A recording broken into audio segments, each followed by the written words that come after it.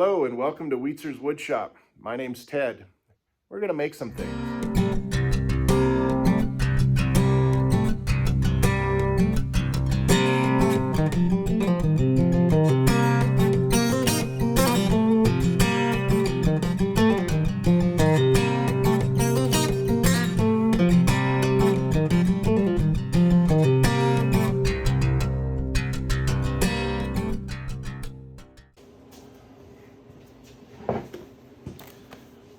Welcome back to the shop. So, as you can tell, I've slowly started collecting planes, hand planes. I didn't realize how important they were until I started getting into using more hand tools, and didn't realize how much maintenance they took to stay tuned up, which is another enjoyable thing. As you can see, I made that sharpening station, which works great. We'll give a demonstration on that later. But the thing that every hobbyist gets into, woodworking, collecting stamps, collecting watches, which we won't talk about that. I do that too. You always learn more and more and more, and it's not necessarily that you want more, but you learn what you need to have to do a better job. So, you try to do the best you can with what you have, and then you realize you need more. But the one thing I like to do, I'm a big garage sale, thrift shop, estate sale type person. So I really like to look around, and now that I know how to restore and sharpen and maintain these planes, it's become real important to me to have a certain set or a certain amount in my shop. But of all the things that I have, I mean, from a number 7, record here, I mean, look at this thing. This thing's like 22.5 inches long. And this will hog some surface, I'm telling you what. So big shout out to my friend at work, Don, who had this and decided to sell it to me at a very good price. So we will be using that in some future videos.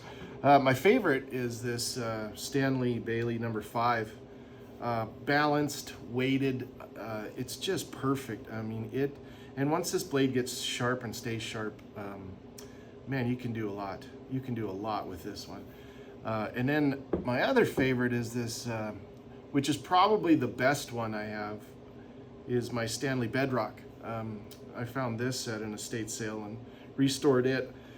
I don't like to do the restoration to where they look perfect. I like to keep the patina and all that other stuff, but if I have it well lubricated and everything's functioning right and this blade is perfect, you can do everything with this. But what a stable machine this is. My little Stanley block plane, these are great. Tons of chamfering, adjustable mouth. You can do some smoothing with it. It's a versatile little plane. Really great. And then this little guy, this little AMT squirrel tail, like, oh my goodness.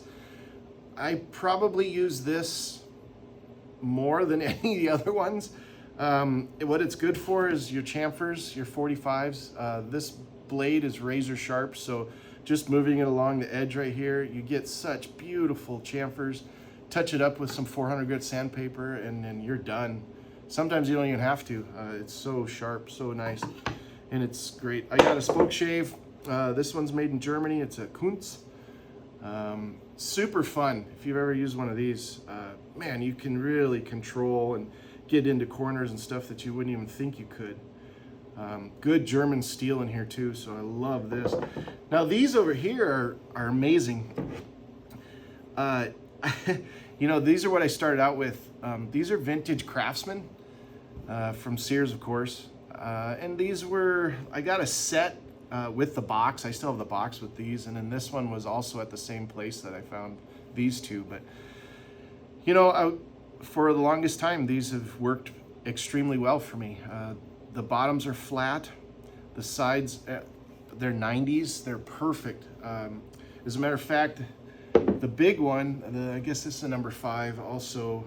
I don't know the model number, I have to look on the box. But, oh wait, there it is right there.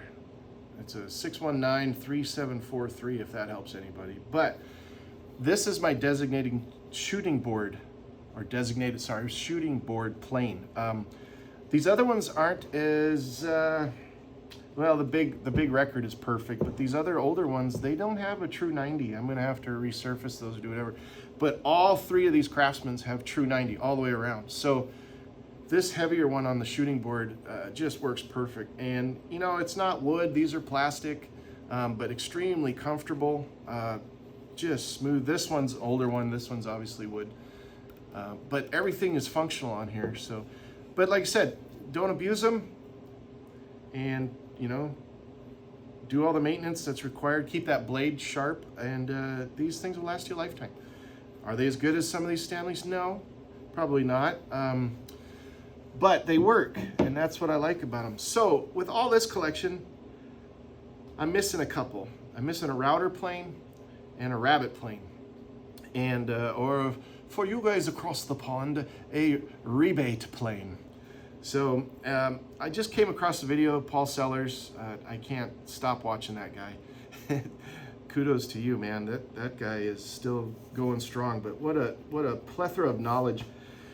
So I got some ideas from a plan that he had, and so what I'm going to do is make one out of some scrap material that I have around here. So the wedge part for it is going to be out of maple. I got a beautiful piece of maple, and to contrast that, I came across this piece of, man, I know you guys are going to hate me for this, but this is about a 2.5 inch thick piece of, well, let's measure it to make sure, Purple Heart.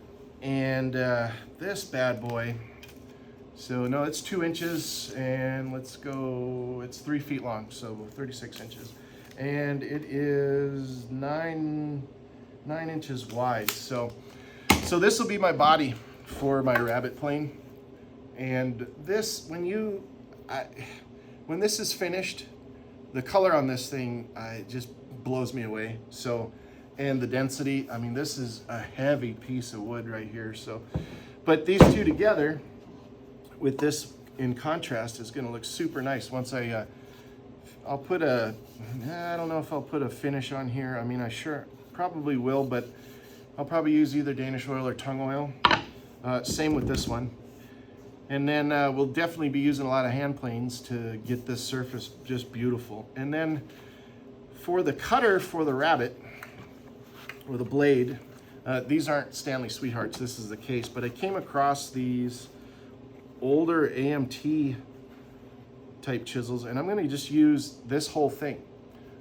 This is going to be inserted in there. I mean, these are razor sharp, but what I'm going to use this for, or why I'm going to use this, is when I insert it, this whole thing will be in there, and sort of like this, and when I don't want to use it anymore, I can take it out, so I can still use the chisel. So yeah, I could probably find a designated chisel for this, you know, and just keep it there, whatever, but I don't need to. I don't want to break this thing up, which is amazing. I could take this handle off if I needed to, but I don't need to. So, but that's what we're going to do. That's the next project. We are going to make a beautiful rabbet plane, and then if that goes well, I'm going to try my best at probably a router plane, which is probably a little easier, but we'll go from there, and we'll see what we can do. So same thing, I'm going to incorporate a lot of music, not a lot of talking. I'll put dimensions, and I'll have angles. Everything will be self-explanatory, and we'll talk about it or recap it at the end. All right, let's do this.